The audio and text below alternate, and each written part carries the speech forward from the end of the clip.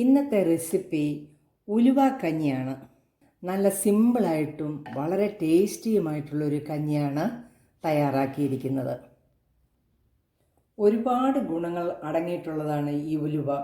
പ്രതിരോധന ശക്തി കൂട്ടാനും കൊളസ്ട്രോളും ഷുഗറും ഒക്കെ കുറയ്ക്കാനും ബ്രസ്റ്റ് ഫീഡ് ചെയ്യുന്ന അമ്മമാർക്ക് പാൽ കൂടുതൽ കിട്ടാനും മുടി വളർച്ചയ്ക്കും വാതസംബന്ധമായ രോഗത്തിനും സന്ധിവേദനയ്ക്കുമൊക്കെ നല്ലതാണ് ഈ ഉലുവ കഞ്ഞി.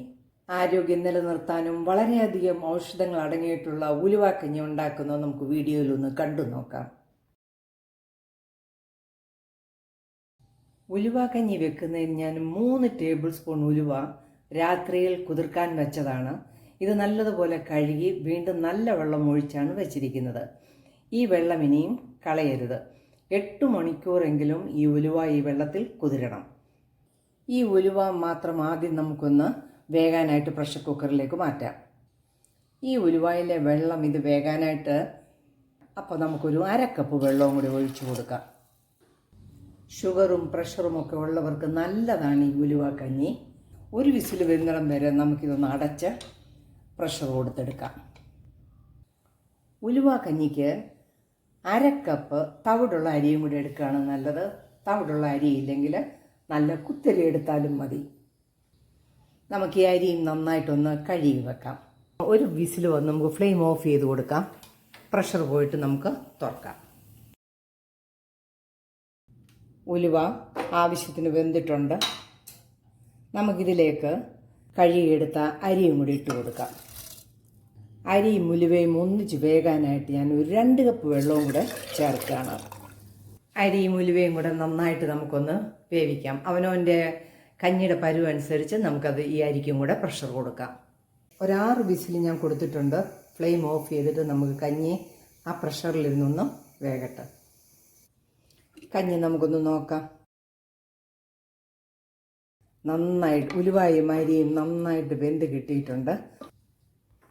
ഞാൻ വേറൊരു പാത്രത്തിലേക്ക് ആ കഞ്ഞി മാറ്റി. ഇതിലേക്ക് മധുരം ഒന്നും ചേർക്കാൻ പാടില്ല. കൊച്ചു കുട്ടികളൊക്കെ കഴിക്കുന്നില്ലെങ്കിൽ അവർക്ക് മാത്രം ഇച്ചിരി ശർക്കരയൊക്കെ ഇട്ട് കൊടുക്കാം. ഇതിലേക്ക് നമുക്ക് ആവശ്യത്തിനുള്ള ഉപ്പിട്ട് കൊടുക്കാം. ഒരു 1/4 ടീസ്പൂൺ ജീരകത്തിൻ്റെ പൊടി ഇട്ട് കൊടുക്കാം. നന്നായിട്ടൊന്ന് ഇളക്കിയെടുക്കാം. കഞ്ഞി അധികം വെള്ളമൊന്നും ആയിപ്പോകരുത്. ഞാൻ 1 കപ്പ് തേങ്ങയുടെ ഒറ്റ പാലേ എടുത്തിട്ടുള്ളൂ. 1, 2 ഒന്നും എടുത്തില്ല. ഒരൊറ്റ പാലേ എടുത്തുള്ളൂ. അത് നമുക്കിതിലേക്ക് ഒഴിച്ചു കൊടുക്കാം. നന്നായിട്ട് ഇളക്കി കൊടുക്കാം.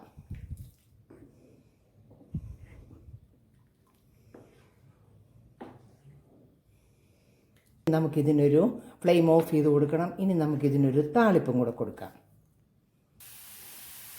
1 ടേബിൾ സ്പൂൺ നെയ്ക്കകത്ത് ഞാൻ ഒരു 6 ഉള്ളി വട്ടത്തിലൊക്കെ അരിഞ്ഞ് മൂപ്പിച്ചെടുത്തിരിക്കുകയാണ്. നമുക്ക് ഈ കഞ്ഞിയിലേക്ക് ഒഴിച്ചു കൊടുക്കാം. ഒന്ന് ഇളക്കി കൊടുക്കാം. അങ്ങനെ നല്ല ടേസ്റ്റി ആയിട്ടുള്ള ഉലുവ കഞ്ഞി റെഡിയായിരിക്കുകയാണ്. കർക്കിടക മാസത്തിലാണ് കൂടുതലും നമ്മളൊക്കെ ഈ കഞ്ഞി മരുന്നുകളൊക്കെ ചേർത്ത് കഴിക്കത്തുള്ളൂ. പക്ഷേ നമുക്ക് ഏത് സമയത്തും ഈ ഔഷധ കഞ്ഞി കുടിക്കാവുന്നതാണ്. ആഴ്ചയിൽ ഒരു 2 തവണയെങ്കിലും ഈ കഞ്ഞി ഉണ്ടാക്കി കുടിക്കുന്നത് വളരെ നല്ലതാണ്.